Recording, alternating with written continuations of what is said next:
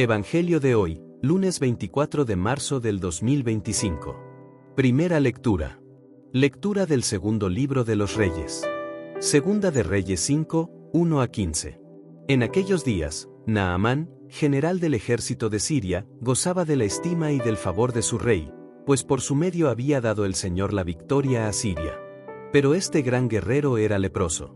Sucedió que una banda de sirios, en una de sus correrías, trajo cautiva a una jovencita, que pasó luego al servicio de la mujer de Naamán. Ella le dijo a su señora: si mi señor fuera a ver al profeta que hay en Samaria, ciertamente él lo curaría de su lepra. Entonces fue Naamán a contarle al rey: su señor, esto y esto dice la muchacha israelita. El rey de Siria le respondió: anda, pues, que yo te daré una carta para el rey de Israel. Naamán se puso en camino, llevando de regalo 10 barras de plata, 6,000 monedas de oro, 10 vestidos nuevos y una carta para el rey de Israel que decía: al recibir esta, sabrás que te envío a mi siervo Naamán, para que lo cures de la lepra. Cuando el rey de Israel leyó la carta, rasgó sus vestiduras exclamando: ¿soy yo acaso Dios, capaz de dar vida o muerte, para que éste me pida que cure a un hombre de su lepra? Es evidente que lo que anda buscando es un pretexto para hacerme la guerra. Cuando Eliseo, el hombre de Dios, se enteró de que el rey había rasgado sus vestiduras, le envió este recado: ¿por qué rasgaste tus vestiduras? Envíamelo y sabrá que hay un profeta en Israel. Llegó, pues, Naamán con sus caballos y su carroza, y se detuvo a la puerta de la casa de Eliseo. Este le mandó decir con un mensajero: ve y báñate 7 veces en el río Jordán, y tu carne quedará limpia. Naamán se alejó enojado, diciendo: yo había pensado que saldría en persona a mi encuentro y que, invocando el nombre del Señor, su Dios, pasaría la mano sobre la parte enferma y me curaría de la lepra. ¿Acaso los ríos de Damasco, como el Habaná y el Farfar, no valen más que todas las aguas de Israel? ¿No podría bañarme en ellos y quedar limpio? Dio media vuelta y ya se marchaba, furioso, cuando sus criados se acercaron a él y le dijeron: Padre mío, si el profeta te hubiera mandado una cosa muy difícil, ciertamente la habrías hecho, cuanto más, si solo te dijo que te bañaras y quedarías sano. Entonces Naamán bajó, se bañó 7 veces en el Jordán, como le había dicho el hombre de Dios, y su carne quedó limpia como la de un niño. Volvió con su comitiva a donde estaba el hombre de Dios y se le presentó, diciendo: ahora sé que no hay más Dios que el de Israel. Palabra de Dios, gloria a ti, Señor Jesús. Salmo de hoy. Salmo 41, 2 a 3. Mi alma tiene sed del Dios vivo, cuando veré el rostro de Dios. Como busca la sierva corrientes de agua, así mi alma te busca a ti, Dios mío. Mi alma tiene sed de Dios, del Dios vivo. ¿Cuándo entraré a ver el rostro de Dios? Envía tu luz y tu verdad, que ellas me guíen, y me conduzcan hasta tu monte santo, hasta tu morada.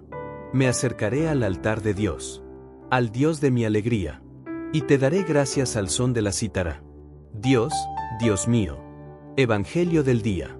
Lectura del Santo Evangelio según San Lucas. Lucas 4, 24 a 30. En aquel tiempo, Jesús llegó a Nazaret, entró a la sinagoga y dijo al pueblo: yo les aseguro que nadie es profeta en su tierra. Había ciertamente en Israel muchas viudas en los tiempos de Elías, cuando faltó la lluvia durante 3 años y medio, y hubo un hambre terrible en todo el país. Sin embargo, a ninguna de ellas fue enviado Elías, sino a una viuda que vivía en Sarepta, ciudad de Sidón. Había muchos leprosos en Israel en tiempos del profeta Eliseo. Sin embargo, ninguno de ellos fue curado, sino Naamán, que era de Siria. Al oír esto, todos los que estaban en la sinagoga se llenaron de ira, y levantándose, lo sacaron de la ciudad y lo llevaron hasta una saliente del monte, sobre el que estaba construida la ciudad, para despeñarlo. Pero él, pasando por en medio de ellos, se alejó de allí. Palabra del Señor, gloria a ti, Señor Jesús. Partiendo la reflexión desde la primera lectura, la historia de Naamán, el gran general sirio, nos interpela en este tiempo de Cuaresma. En primer lugar, este hecho nos muestra que la salvación de Dios no tiene fronteras. Pero la pedagogía de Dios nos sigue nuestros estándares. Es necesario tener una mente abierta y un corazón agradecido. Naamán esperaba grandes recibimientos, ritos y algo espectacular. Viene preparado para eso con sus tesoros. En cambio, el profeta Eliseo ni siquiera sale a recibirlo, solo le envía un mensaje: ve y lávate 7 veces en el Jordán. Tu carne renacerá y quedará limpia. La conversión implica a veces una apertura de la mente y una apertura del corazón para percibir la acción de Dios en la cotidianidad de nuestra vida. Es una invitación a redescubrir en lo conocido lo misterioso del obrar de Dios. Es decir, nosotros a veces no experimentamos la gracia y el poder de Dios porque en nuestra mente complejizamos todo lo de Dios. Hacemos las cosas más complejas.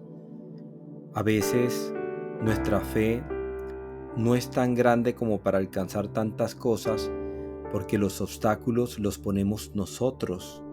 Empezamos a razonar de una forma negativa. Siempre estamos razonando y pensando de una forma compleja, mientras que Dios actúa de una forma sencilla. Ve y lávate en el río 7 veces. A veces, o la mayoría de las veces, Dios actúa así de una forma sencilla y directa en tu vida, en nuestra vida. Y solamente necesitamos simplemente hacer una oración. De una oración sencilla pueden surgir grandes cosas. De una oración sencilla, pero con el corazón abierto y sin razonar ningún tipo de acciones, simplemente con el corazón abierto Dios puede obrar maravillas en tu vida, hacer grandes obras en tu vida, en tus necesidades y en tus problemáticas. Uno de los aspectos a resaltar precisamente del Evangelio del día de hoy es el rechazo a Jesús en su tierra. Jesús llega a Nazaret, su lugar de origen, y se presenta en la sinagoga para proclamar la palabra de Dios. Sin embargo, sus compatriotas no lo aceptan como profeta ni como Mesías. Jesús les dice: ningún profeta es bien recibido en su tierra. Este momento refleja la incredulidad y el prejuicio de quienes lo conocían desde niño. En Juan 1:11 dice: vino a los suyos, pero los suyos no lo recibieron. Vino a los suyos, pero los suyos no lo recibieron. Qué contraste tan bonito tiene el Evangelio con la primera lectura. Qué contraste tan bonito. Los prejuicios a veces no nos permiten ver a Dios. Y no solamente los prejuicios de cara hacia afuera, sino los prejuicios hacia nosotros mismos. A veces tenemos tantos prejuicios hacia nosotros mismos por nuestros errores, por nuestras equivocaciones. Nos señalamos, nos condenamos y no nos sentimos dignos de estar delante de la presencia de Dios y por ende no recibimos la gracia y la bendición de Dios que tanto anhelamos. Qué gran contradicción. Anhelamos, pero no recibimos, porque nosotros mismos colocamos la barrera, nos juzgamos, nos señalamos. Nos hace falta ser más flexibles de cara hacia nosotros mismos. Nos hace falta más misericordia a veces hacia nosotros mismos y perdonarnos porque Dios ya nos perdonó. A veces las personas más cercanas a nosotros también pueden ser las que menos nos comprendan o nos valoren. Dentro del contexto familiar, pongamos un ejemplo. Cuando nosotros decidimos seguir a Dios, los primeros que a veces nos señalan son los familiares. Se resisten a ese cambio, se resisten a esa gracia que Dios ha empezado a obrar en nosotros y nos empiezan a señalar hacia el pasado. Este rechazo nos invita entonces a confiar en Dios, incluso cuando no somos aceptados por los demás, y a no dejar que la incredulidad de otros nos desanimen en nuestra misión y en nuestro camino de fe. Un segundo aspecto a resaltar del Evangelio de hoy: Jesús recuerda a los profetas del Antiguo Testamento. Jesús menciona 2 ejemplos del Antiguo Testamento: el profeta Elías y la viuda de Sarepta. Qué historia tan bonita, la viuda de Sarepta. Se la recomiendo para que la lean. En la primera lectura de hoy ya vimos la del profeta Elías, ¿cierto? El profeta Elías, Eliseo y Naamán. Esa historia de la viuda de Sarepta es muy bonita. Cuando llega el profeta Elías, esta mujer está a punto de morirse, solamente le queda un plato de comida a ella y a su hijo, y decide porque así el profeta se lo pide, entregárselo, cocinarle a él y darle lo último que se iba a comer, porque se disponía a comer y a morir. Lo dice textualmente el texto bíblico. Mas sin embargo decide darle lo último que tenía al profeta. Y el profeta, al ver ese gesto, Dios por medio del profeta la abasteció en ese momento de escasez. Dice la palabra que a esta viuda no le faltó ni la harina ni el aceite. Todo eso se le multiplicó. El Señor hace lo mismo en nosotros cuando nos abandonamos, cuando aprendemos a confiar en Él, cuando dejamos a veces de poner nuestros esfuerzos humanos. De nada sirven los esfuerzos humanos si nosotros no confiamos en Dios. Pero sí, todo cambia cuando empezamos a confiar en Dios y dejar de lado el esfuerzo humano. En Primera de Reyes 17, del 8 al 16, habla precisamente de esta historia que les estoy recomendando. Elías y la viuda de Sarepta, a quien Dios alimentó durante la sequía, durante la escasez. No le faltó comida, porque fue generosa, tuvo un corazón dispuesto a donarse. Y le creyó al profeta. A veces nos hace falta creerle a Dios, no creer en Dios, sino creerle a Dios. Las promesas que Él te ha dado se van a cumplir si así tú lo crees. Dejemos de lado los raciocinios humanos y empecemos a tener fe, porque la fe es la certeza de lo que no vemos. La fe siempre va a ir en contravía de la razón. Entonces, este momento subraya la universalidad del amor de Dios. Jesús nos enseña que la gracia y la misericordia de Dios están abiertas a todos los que quieran acercarse a Él. Entonces, es una llamada a superar nuestros prejuicios, a reconocer que Dios actúa más allá de nuestras expectativas. Y un tercer aspecto es la ira de la multitud y la liberación de Jesús. Al escuchar las palabras de Jesús, la gente se llena de ira y lo llevan a un precipicio para matarlo. Sin embargo, Jesús pasa en medio de ellos y se aleja. Este momento muestra tanto la violencia del rechazo como la protección divina sobre Jesús. El Señor viene con unas palabras de salvación para nosotros, igual que para los fariseos de ese tiempo, y nosotros a veces hacemos esa resistencia, no la queremos aceptar y lo rechazamos. Y como lo rechazamos, Él no obra en nosotros y no se ven las obras de Él en nuestras vidas. Si nosotros nos afianzamos en la oración, en la obediencia de la palabra, en practicar el amor, la caridad, la paciencia, la tolerancia, las obras de la misericordia, el Señor se manifestará en nosotros. El Señor se manifestará en nuestras vidas. En el Salmo 34:7 dice: el ángel del Señor acampa en torno a los que le temen al Señor y los librará. Si nosotros amamos a Dios, Dios va a estar siempre al lado de nosotros y nada nos va a hacer falta. Dios no te abandonará, Dios estará siempre contigo. No importa cuál sea la circunstancia, pero si tú oras todos los días y le entregas a Dios tu situación, esa situación se va a resolver. Pero no te pongas a cavilar pensamientos lógicos, sino básate en la fe. Básate en la fe y créele a Dios. No prestes atención a las palabras necias de terceros, porque a veces esas palabras de los otros nos hacen daño y destruyen y deterioran nuestra fe. Tenemos que prestar atención a las palabras que vienen del Maestro, de aquel que nos enseña a cómo acercarnos a Él y cómo romper las cadenas, no solamente del pecado, sino también de las problemáticas que estamos viviendo. Este pasaje nos recuerda que seguir a Cristo puede implicar entonces enfrentar oposición, incluso también peligro. Sin embargo, Dios está siempre presente y nos da la fuerza para superar las adversidades. También nos invita a reflexionar sobre cómo reaccionamos cuando las palabras de Jesús nos desafían o nos incomodan. En resumen, este texto de Lucas nos enseña sobre el rechazo, la universalidad del amor de Dios. El amor de Dios es para todos y que es normal que tengamos dificultades en la vida.